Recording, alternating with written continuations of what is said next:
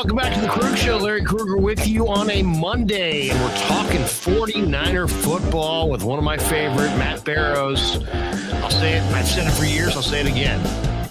Why does anybody read Matt Barrows? No, I'll say it again. Go check out Matt Barrows. He does as good a job as anybody covering the 49ers, doing it for The Athletic right now. But man, I go back with Matt pre-Athletic. I mean, Athletic is just like a footnote compared to, we're going Sack B Matt Barrows back in the day. What's up, Matt? How are you? I'm doing well. Yeah, I remember those. The Gary and Larry show back in the day. That's right. Larry would ask me a question about a guard from Stony Brook. Right. And then Gary would follow that up with, hey, do you like tall women? Are you intimidated by tall women? That's awesome. I think he asked Matt like 9 times out of 10 shows if you were married. He's still not married, Matt? No, I'm not married, Gary. Unbelievable. Niner minicamp. I know it was brief. It came and went before we even knew what was going on. But you were there. What did you take away? What did you take from Niner minicamp? Well, sort of the guys that you would expect to excel in a minicamp atmosphere, and I got to set it up by saying they didn't do any 11-on-11 stuff. There were exactly 2 defensive linemen there. Their top pick, Drake Jackson, and then an undrafted guy, Kevin Atkinson. So, they were off on their own the whole time. There wasn't any real contact or anything. So it was basically 7-on-7 the whole time. So in those situations, speed tends to show up. And the guy who showed up the most was the guy with the most speed, and that was Danny Gray, the SMU wide receiver. He looked good. He was the most prolific of all the pass catchers, caught a lot of passes, some short, but a lot, exactly how they want to use him, deep down the left sideline, getting on top of the defensive backs and catching a lot of passes. And then the other guy who jumped out to me, it's another fast guy. His name is Segun Alubi. He's a linebacker, San Diego State. I think he's about 220, 225, and he ran his 40 in something like 4.45. So really turned a lot of heads at his pro day at San Diego State. This is a guy that, probably is going to make, if he's going to make a roster, he's going to make it as a special teamer. But that's what they're looking for. Bigger bodied guys who can fly down the field. And you just saw that in some of the drills that he was doing. He definitely has the wheels to make an impact on special teams. It's amazing. You've been covering the Niners for years, but the evolution of the game, it always goes to smaller, faster athletes. And when I read that Alubi ran 4.45, I'm like, wow, I got to go check out this guy's film. And then you watch him at San Diego State, and sure enough, he jumps some routes and he takes them back for pick sixes, and you can see that speed on film. It's translated into big playability. It's interesting because I was talking to John Lynch about this not that long ago, that the age of the 4.7 linebacker need not apply. There's all kinds of guys that are good college football players. They run 4.7, 4.8, 4.9. They can just, in today's NFL, they just be isolated out in coverage and a quick toe. They'd be just burned in pass coverage. 4.45 though is even. The Niners have a bunch of 4.5 linebackers. So basically, now this guy's like the fastest guy in their linebacker room, and he looked good on the field. He did. He looked fast. There wasn't a lot of defense being played. But, you start to go over that roster and, Fred Warner's going to make it. And Azeez Al-Shaair is going to make it. And Dre Greenlaw is going to make it. And Oren Burks is going to make it. That's 4. They usually keep 5. So there's an opening there.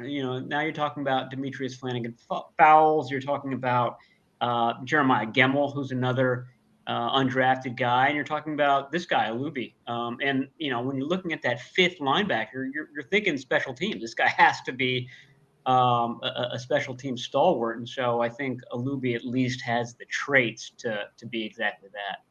And Gray ran 4.33, but some guys don't play to that speed. But I felt like when I watched the SMU film that, if anything, I thought he would maybe test in the 4.2s. I mean, he's got that electric kind of speed that's really noticeable on the football field.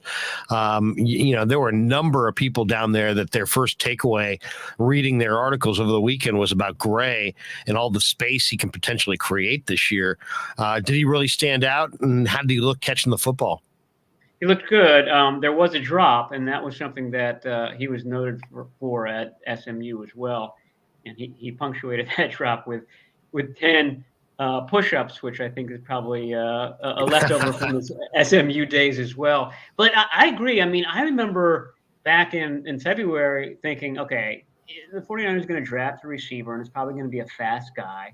And then the combine happens, and there's so many receivers that run sub 4.40. So I started to go through the list.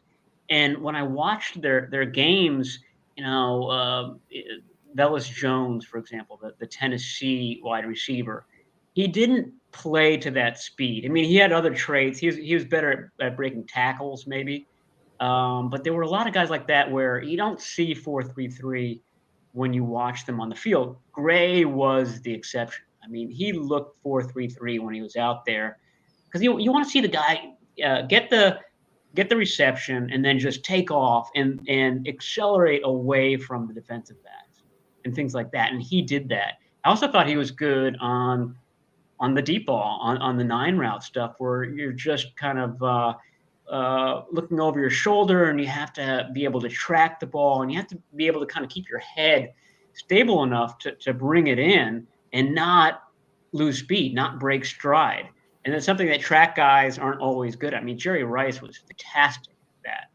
I'm not calling Danny great Jerry Rice, but he was good at that tracking aspect of it. And obviously that's something that the 49ers are hoping is a nice duo with a big arm quarterback, finally, a guy who's not afraid to go deep with the ball and a guy who can get deep and haul those in. I think I don't want to say it's an important chemistry that needs to be built for them to have success, but I think it would really, really help to have that weapon, that danger out there, would just loosen everything else up that this team wants to do. So if Danny Gray was the standout rookie, the surprise rookie to you outside of Alubi was who? Oh, the surprise.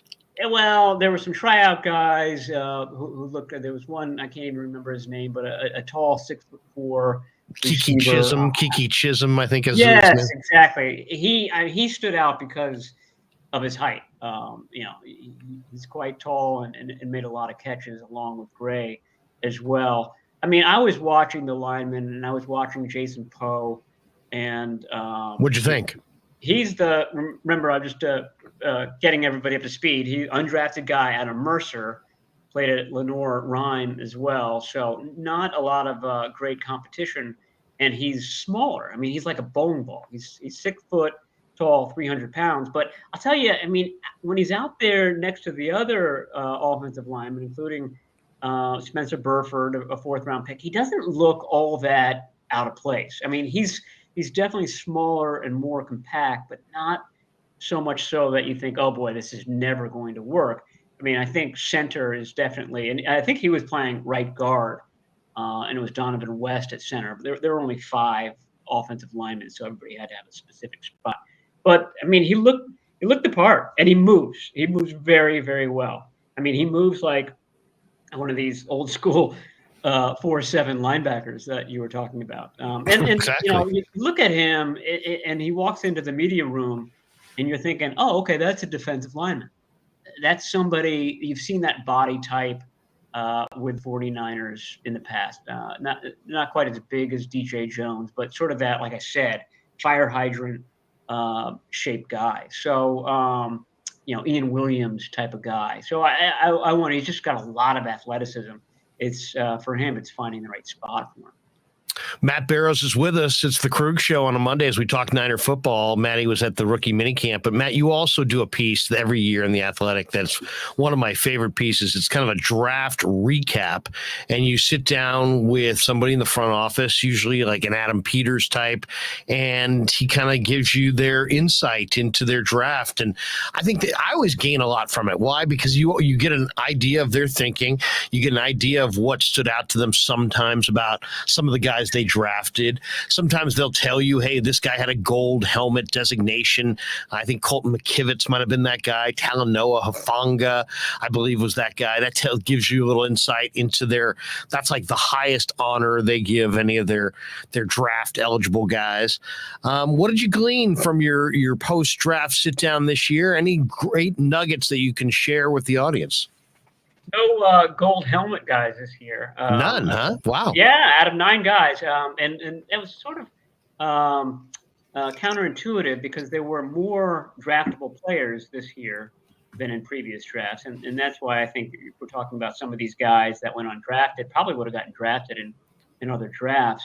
But Peter said in general, there were fewer gold helmets, from start to finish than in a normal draft. I think that's just kind of random. There were a couple that came close. Nick Zakelj, their 6th-round guard, graduated from Fordham with 2 degrees, and he almost made it. He certainly got the academics portion of it. To get a gold helmet, you need to be elite in lots of different categories, and he didn't quite get it. To me, the best nugget or the thing that was most interesting was Tyrion Davis-Price, who I think I don't even think it's close. He's the most controversial of the 9 picks. The running back from LSU. Running back, LSU, 3rd round, 2nd year in a row they've used a 3rd rounder on a bigger back from a big school. And last year, it didn't work out that well with Trey Sermon. And they're going to be expecting more from him this year. But Davis-Price played at around, 222, 225. So big running back last year at LSU. And Adam Peters was saying that their GPS, this is what they get from LSU, readings show that this guy was one of the 5 fastest running backs in the draft. And we're talking about guys at the combine ran sub 4.40s, like Pierre Strong from South Dakota State. But I think Davis-Price would show those that speed and burst. Like some of his runs, particularly at the end of games, were his fastest of the season. And I think that's a big deal for them. I mean, they've seen their running back core just absolutely decimated in previous years. So they want a bigger bodied guy that can, last a 17-game season. And B, they want these guys that are firing on all cylinders at the end of games, because I think this is part of their plan. I mean, you sort of hit it on the head early on about defenses getting smaller and faster every year, more specialized. I think the 49ers are starting to kind of go against that curve or trying to exploit that trend and really sort of becoming a bulked up team and a team that can bowl you over. And Davis-Price fits that theme to a T, not just with the size, not just with the way he runs, but I think they like the fact that he was running his best at the end of the season and at the end of games. And that's when, the 49ers have started to kind of peter out in recent years. Yeah, I mean, and also could this be, hey, this is a way to not run Debo, as much between the tackles, but still have, the one thing about Elijah Mitchell and Sermon, I like both those backs, but neither of them went for 3 yards a carry between the tackles. So that I think is a big stat for them. I think they'd like a back that can take it up there and be a little bit more dynamic. I like when I watched, TDP, if you will, I like the patience. I like the balance. I thought he was very patient and kind of picked his hole inside. I think there's a very good chance he's the number one back. Do you think it's going to be Mitchell? You think it's going to be him, Sermon, Wilson? I think Sermon, I know that sounds crazy to some Niner fans, but with the running back coach Bobby Turner moving on, I think Sermon may have a new lease on life and maybe viewed differently this year. And I haven't quit on him at all. I think that's a good call. And I think the 49ers like that two Trey pairing, Trey Lance, Trey Sermon. Lance did some of the read option stuff. I mean, not a lot of it at North Dakota State. And Sermon did it at Oklahoma as well. So they have, I think they are looking for some chemistry between those two in terms of that. But, I think it's going to be, at the end of the day, a case where all these guys get a chance. I do think that Mitchell is the number one guy going into the offseason. And unless there's an injury, I think he's going to be the week one starter. I wonder, I mean, to me, they still don't really have a dangerous third down back. And that was the Raheem Mostert role, and something that Raheem was working on the last 2 seasons is to become a more prolific pass catcher, better route runners, a guy who can kind of use his speed in that regard. Last year, it was mostly Kyle Juszczyk as the third down back. And then at the end of the season, it was JaMychal Hasty. Yeah, it's fine. But like I said, he's not really a go-to type of guy. So they've got Hasty. They've got Jeff Wilson, I think, is an option there. But they don't really have that sort of prototypical third down runner or a third down option like a lot of teams do. They have a lot of first down guys. What about Calvin Turner? How'd that workout go? Because, I mean, he was great at Hawaii. I would love to see Calvin Turner and Trey Lance, the mesh point and who you're going to follow, because Turner's shifty and he's a really good runner. I know they hadn't signed him, but he got a workout. I know the Ravens were working him out as well. Did he show anything this weekend from what you saw? I mean, he didn't pop out. Like I said, hard to evaluate linebackers, running backs, and these types of things. It was tight ends and wide receivers and the QBs who mostly stood out. But that speed element, even with Elijah Mitchell, who is capable of going real fast, he's bulked up too. He's going to be 215 for the start of the season. So I don't think he's the 4.4 guy anymore, and never really showed that last year. And it's not a critique. What he showed was fantastic, but he's becoming more of a bowl you over and on your way to 6, 8, 12-yard chunks. But he hasn't shown the 85-yard burst that Raheem Mostert did in the past. Maddie, how about the secondary? It's funny. You could argue that they didn't go to the Super Bowl because they couldn't stop a 4.6 wide receiver. We're talking about Danny Gray and speed and 4.3 guys, and they couldn't stop Cooper Kupp. And they lost K'Wan Williams. They lost Jaquiski Tart. They didn't go. People were critical of TDP. Early in the draft because I think they wanted to see a free safety. They did add some interesting names in the secondary this offseason. They brought in George Odom in free agency. I think Hufanga is probably quite a bit better in year 2. I was shocked to hear Shanahan talking up Tarvarius Moore, but then they had some, they drafted Samuel Womack. They also drafted Tariq Castro-Fields, and then they got 3 interesting safeties, corners. Taylor Hawkins played the corner at San Diego State. Quantrez Knight played the corner at UCLA, but I think they both project at safety. And then Leon O'Neal from A&M.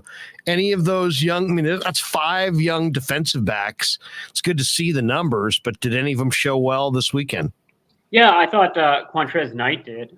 He looked good. If I had to kind of circle 3 guys that the 49ers are most excited about after the draft, it would be him. It would be Donovan West, the center, and Jeremiah Gemmel, the linebacker from UNC.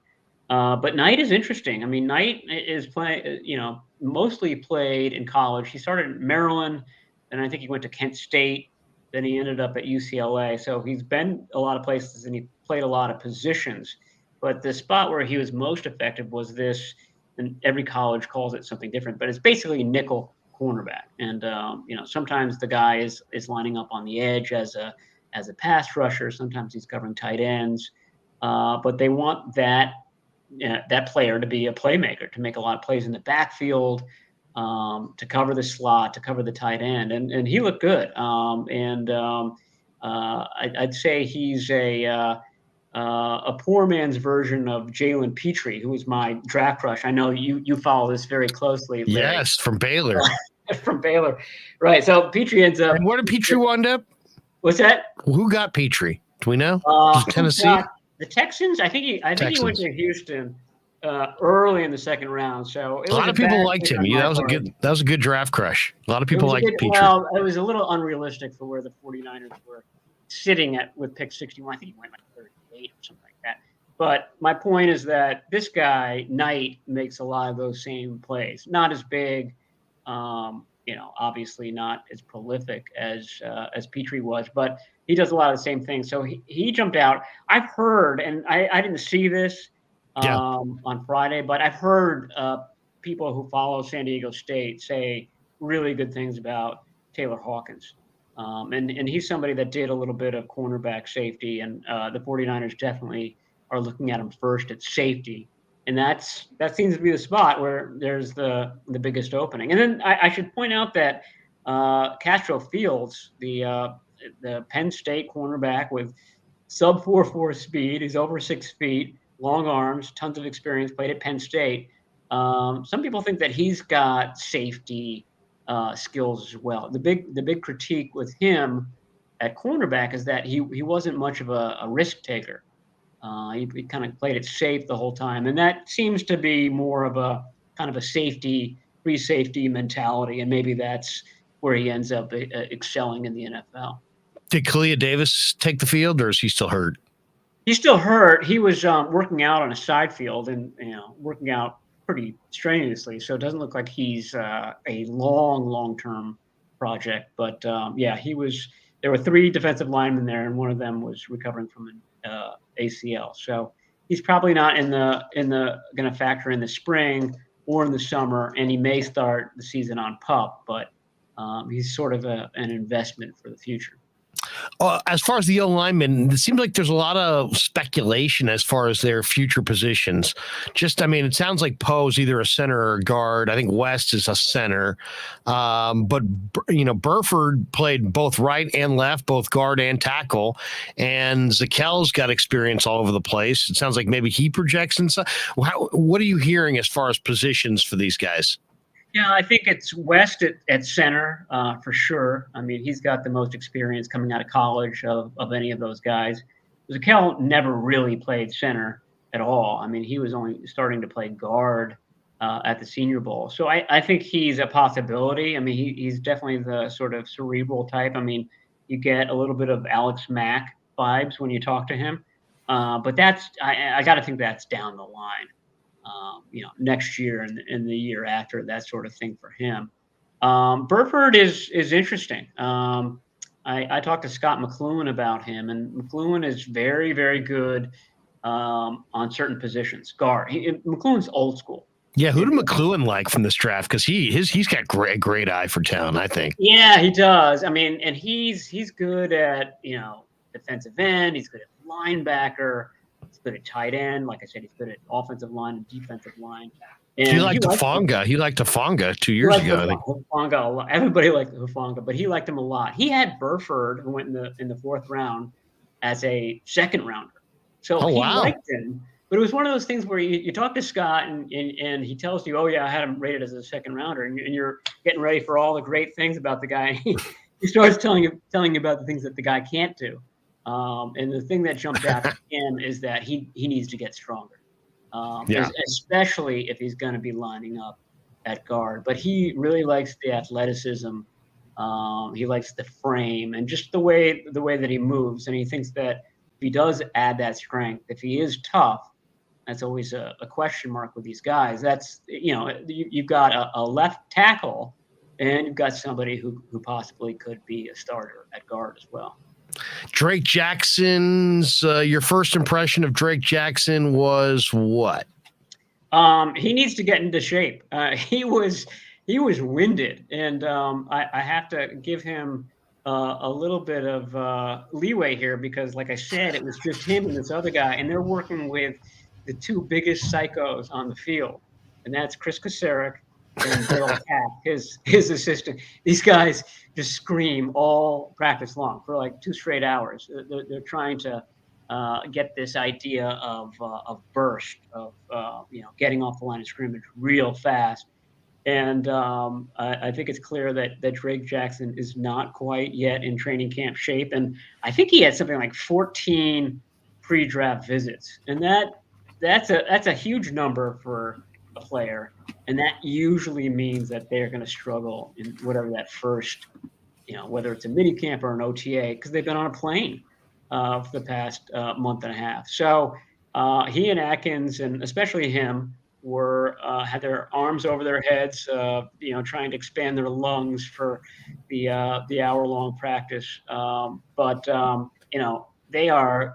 They're quite excited about him because he can do things that you don't expect to get at the end of the second round, which is he's got a spine that's made of gummy worms. I mean, it just very, very fluid. He's able to bend, and he's able to do things that a 6'4" guy shouldn't be able to do. Basically, in year one, I think they want to replace D Ford as sort of that specialized speed rusher who's going to create space for the guy that's next to him, Eric Armstead, and is going to take away double teams from Nick Bosa. I think that if you do those two things in year one, that's a win right there. And then year two, year three, year four, you're developing into more of an every down type of defensive end. Better arm, better looking quarterback, Nick Mullins or Brock Purdy?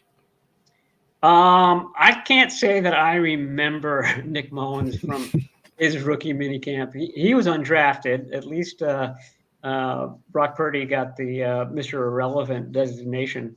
Did Purdy look like anything to you? Yeah, he looked fine. He looked good. I mean, there was another quarterback there that looked just as good. I mean, Purdy didn't jump out. Again, was it who? It was the ASU kid, right? Yeah, it was the ASU kid, Manny Wilkins. Yeah, he 6'5". He's like 6'5", has a pretty good arm, pretty athletic.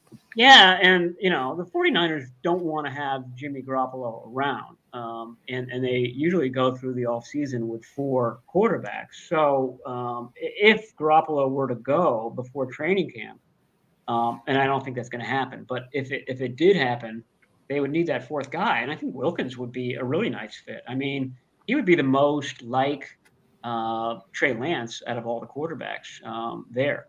But I can't say that Purdy jumped out. I mean, he was efficient. I mean, he was the one delivering some of those bombs to Danny Gray, so he looked good. But he just got in on that Thursday, and then the next day they take the field. So it's bang bang with these rookie mini camps. Hard to make any.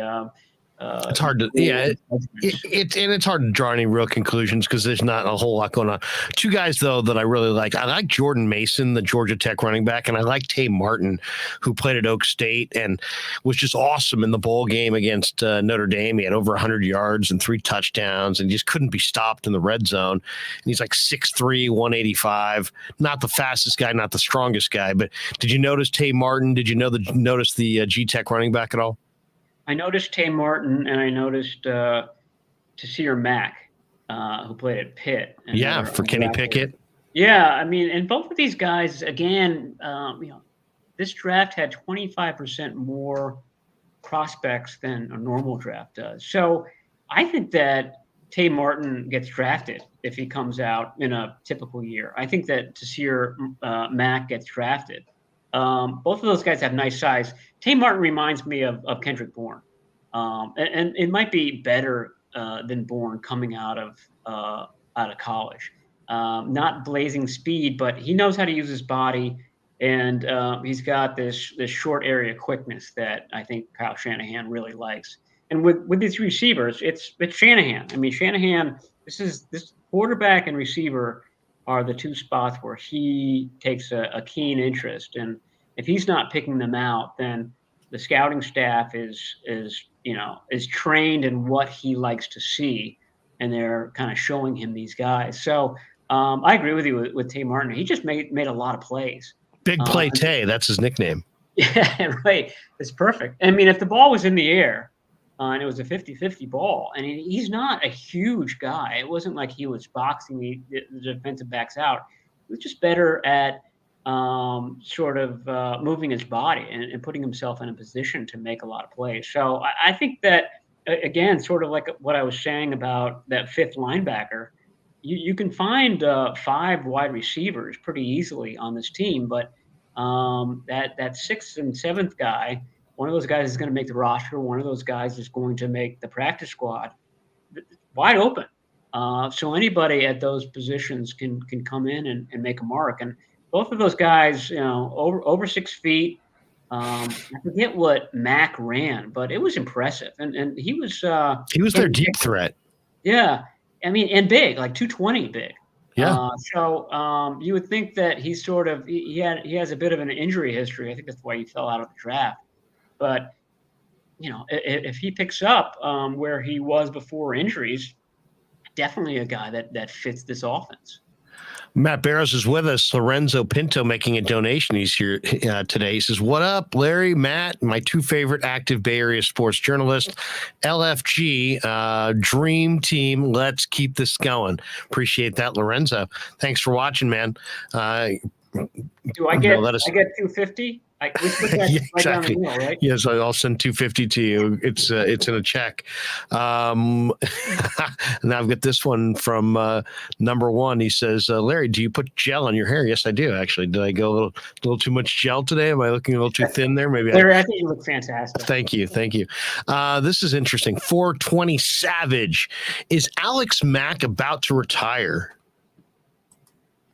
I mean, I don't know. At this point, I mean, you have to say yes, but why hasn't he done so? I mean, it's almost like we got to the draft and you think, okay, Alex Mack is definitely retiring. But now that we're after the draft and about to hit OTAs, you start to wonder about the other. Like if he was going to retire and they were kind of keeping it hush-hush for the draft, then what's the big secret now?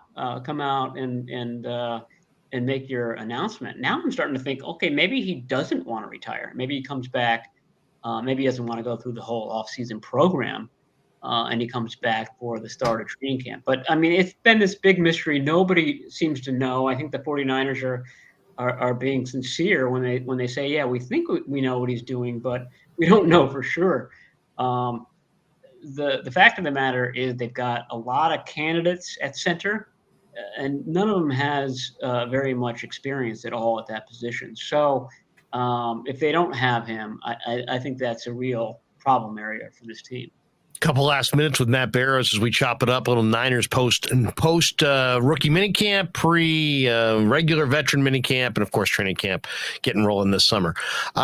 Trey Lance, give me your what you're encouraged about from watching him this last year, either in the games or just around the facility, and what you're concerned about. What's your number one concern for Trey going into a year where he's expected to be the number one guy?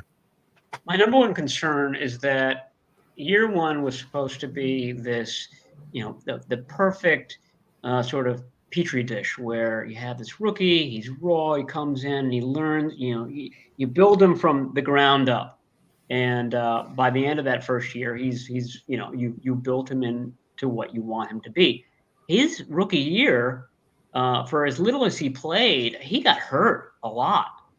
He had the finger issue in the preseason. He had a knee issue, this, that, and the other. So it was this sort of choppy year for him. It wasn't a smooth ascent.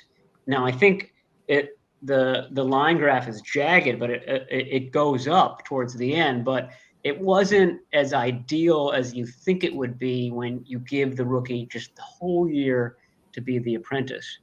So that's my concern, that he didn't really get as much out of that rookie year as they probably ideally thought he would. The good part is that when he came in, he looked the part. I mean, even in that loss to the Cardinals, they could have won that game. And I didn't think that he was overwhelmed. He didn't look like a 21-year-old who didn't know what he was doing. He had command. He had presence. I just remember, I go back to Alex Smith, who's the only other top 3 quarterback that I've covered. And he just looked like, I call it baby horse learning to walk for the first time. I mean, could barely stand up his first year. And that was just the way he was built. And he ended up obviously being really, really good and lasting a long time. But I didn't get that vibe at all from Trey Lance. He looked like he belonged.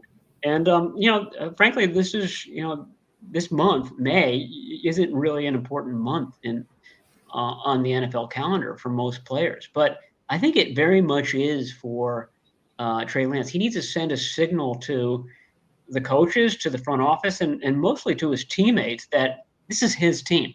This is his offense. Because if you got Jimmy Garoppolo on the roster, he's not going to be there, still rehabbing in LA. If he's on the roster, that's always sort of undermining things.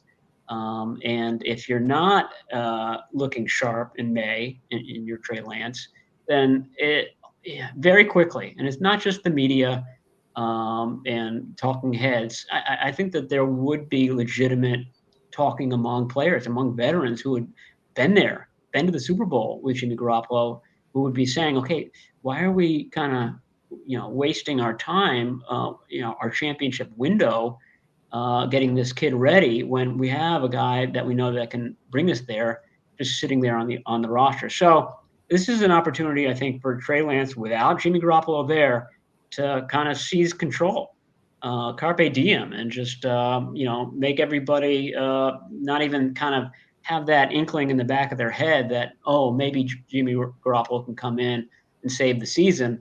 You go in, you kick, what, and you make a declaration that this is my team. I got 2 last questions for you, but let me pay the bills here. Our show has 2 sponsors right now, and if you're an orthopedic surgeon, an occupational therapist, a chiropractor, or a physical therapist, Telmetrics.co is for you. Telmetrics is designed for you to use in your practice and will greatly benefit your patients. What it is that they use computer vision and artificial intelligence and provide a platform for outpatient rehab therapy services, both in the clinical and telehealth environments. Using Telmetrics can improve your patient's experience and much more. So for all your sports injury concerns and needs, or if you're a physical rehabilitation specialist of any kind, be sure you go to Telmetrics.co, Telmetrix.co. Thanks to Casey Bateman and the good people at Telmetrics. And also thanks to Dan Coach Emilio, who is our retirement planning specialist, securemoney.com on the web. Give Danny a call, 925-628-9966. Once again, 925-628-9966, securemoney.com on the web. We are also brought to you by New York style Italian sausage, often imitated, never equaled. And if you want to buy a Krueg Show t-shirt, you can go to Casera's Italian Menswear in Dublin. They're at 7372 San Ramon Road in Dublin, California. And that beautiful shirt on the left there that says The Krueg Show, black shirts with the red and white trim. Very attractive shirt. And thanks to Tony Casera and all the good people at Casera's for housing those shirts and creating them. All right. 2 last questions before we let you go. Well, first, that's a good-looking shirt. That is a good-looking shirt. That is a very good-looking shirt. Does it come in a tank top? I like to throw off That's right. Sun's out, guns out. That's right. The summer coming. You want the guns. I might be able to get. I know a guy who knows a guy. I might be able to hook you up. Vic Fangio was on the sideline of camp. Yes. Something or nothing. I mean, why would he come out and watch a rookie minicamp? I mean, I think there's he's getting paid for another year by Denver, right? So he's got 1 more year on the contract. Oh, right. He's not going to work this year. He told me that he's going to be golfing in Florida, which is where he has his home. But he makes his girlfriend lives in the Bay Area, so he's out here quite a bit. And frankly, he's got a good background with Kyle Shanahan. Shanahan wanted to hire him. It was that Saleh year, the first year under Saleh. I guess that was 2017. But he was still under contract with the Bears at that point. And I think that they've kind of kept in contact throughout. I know that they've talked over the offseason. There was never any sense that Shanahan was going to hire him this year. But I think Shanahan realizes that DeMeco Ryans is going to be a head coach sooner rather than later, and that hiring Vic Fangio would be an excellent fallback plan if that were to happen. The interesting thing, people already on Twitter are saying, well, if Fangio comes in, he runs a 3-4. This is a 4-3 team. So are they going to make Are they going to make Bosa stand-up linebacker? Right. What's going to happen? That's all a good conversation for another day. But it would not surprise me if that scenario played forth over the next year. And the last question before we let you go, we appreciate Matt Barrows. He does a great job covering the Niners for The Athletic. If you had to bet, you type in, whatever. I'm sure there were A's fans typing in John Fisher's net worth, Bob Jones's net worth. If we typed into Google Matt Barrows net worth, and you had to put it all on Jimmy Garoppolo puts on a Niner uniform in camp, Jimmy Garoppolo never puts a Niner uniform on again. Oh, in camp? He puts a Niner camp uniform. The same question. Yeah, exactly. Though. He puts a uniform on in camp and takes the field, or he doesn't ever suit up again wearing 49er colors. The entire Barrows fortune, net worth, putting it all. We're talking multiple thousands of dollars. I mean, we're talking. Wait, does my net We're talking worth SAC B, pension money. We're talking big bucks. Big bucks. I mean, I don't think that they're going to be able to trade him or do anything with him. So I think he will suit up. I mean, you're talking about putting a jersey on. I mean, that's what I'm putting. Yeah. All my so he will go out there and take hits and be a football player. Oh, no. I mean, I think that it's possible he goes through a practice or two in the summer, but I don't think. I mean, there's a injury risk there. Right. Which would mean that whatever his giant chunk of money is, 26 million, is guaranteed. So if they're still trying to trade him to begin the season, boy, I would. And remember, he's going to start throwing in early July. That's like bare minimum. I mean, I saw a video with him, and it looked like he's lost a lot of weight, a lot of muscle. Like we saw that happen with Colin Kaepernick when he did some upper body surgeries too. These guys lift every day. Once they stop lifting, they shrink. Don't look like themselves. It takes a while to get back up. So I think, let's say it's July 1 where he starts throwing. I don't think he's ready to go until August 10, say. And then you do the slow build up to him being, slowly worked into practices and whatnot. So I think that they go through all of the spring for sure with Trey Lance, and I certainly think they begin training camp with Trey Lance and Nate Sudfeld as 1 and 2. And mid training camp, that's when I think the timeline will be that, okay, he's ready. What's going to happen with him? But no, I don't think that he ever gets into a real game-like situation with his team again. What's your training camp weight compared to your walk-around weight? Like if we saw you in December Christmas shopping, what are you weighing compared to like camp when you're, full bore camp and it's really, it's 2-a-days and it's hard hitting? Good question. I lose a lot of weight during the season because I'm just not able to work out. But that's right. So I'm more bulk. That's why I'm really eager to get that tank top. I'm more bulked up to begin training camp than I am at the end of the season. Have you ever thought when you're on the field, you know what? I'm just going to take a sharp left. I'm going to walk right into their outdoor weightlifting thing, and I'm just going to start stacking weights and just see if anybody stops me. I've never thought that. That would be an awesome move, like a camera crew. You just start packing on weight and you're just doing the reps, and you got, you got Javon Kinlaw waiting to do a set, and you're like, hey, hold on a second. You can work in. All right, just give me a minute. Well, they had to, at one point, they had to buy special dumbbells for Bryant Young. Really?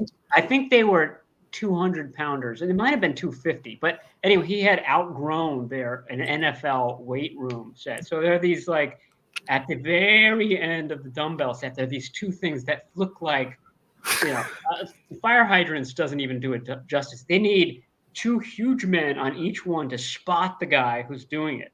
So maybe I run and get Javon Kinlaw and Trent Williams, and I ask them if they can help spot me with the two dumbbells, because I feel like I'm ready to pump out 10, 12 reps.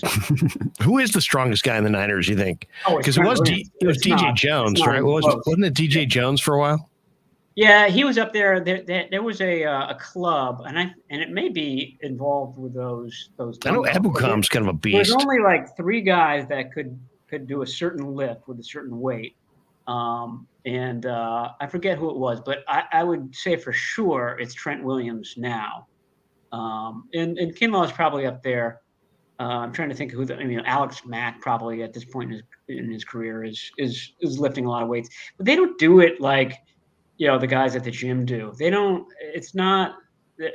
kind of seeing who can do the highest weight. It's all measured with like scientific gizmos and stuff. They're maintaining peak flexibility while also being able to do. These guys can do this. Megahertz. Contagious. He can do the splits while he's benching like 490 or something. Exactly. Matty, good stuff. What if people are checking you out in The Athletic? What are you chasing down next? What's on the to-do list? What's just around the corner that's piqued your interest that you're writing about now? Well, all of a sudden it's gone from draft to Trey Lance. I mean, Trey Lance is going to be the story for the next few months. So I'm working on a story on what Trey Lance did in the offseason. And he went down to Southern California and he worked out with the guys down there, just like he did before the draft last year. And that group that he works out with has a very close relationship with Shanahan, with Adam Peters. So it's as if he's sort of working with the 49ers even during a period when he's not supposed to. So basically it's a report on what Trey's been up to before OTAs begin. There you go. We can't get enough of Trey Lance. I think he's going to be terrific. I can't wait to see him this summer. Thought he looked good against the Texans. I don't hold the Arizona game against him. I'm all in on who he is as a guy and as a prospect. And I can't wait. I know there's the naysayers and there's people. Some guy the other day was saying he's afraid. If anything, my fear with him is that he's not afraid. That he doesn't have sufficient fear, that he's going to subject himself to a few more hits than he really should because he's not afraid. I'd rather him be more afraid and get rid of the ball and just, get it out of your hand and get it to your skill position guys and live to fight another day, because that's my biggest concern. I think the rest of it is just reps and time. It's going to be good. Yeah, he didn't seem afraid when he was trying to take on Isaiah Simmons at the goal line. No, he wasn't afraid there. You're right. He should have been more afraid at that point. Yeah. Yeah. Matty, great stuff as usual. We love reading you. Thanks for coming on. All right. Talk to you soon. Yeah, never met a man I've been scared of. Careful, you gon' get exactly what you asked for. Here for whatever you bring me, getting handled. I answer to no one, I don't need to hassle. Yeah. We ain't never fall back. Hold our ground where we at.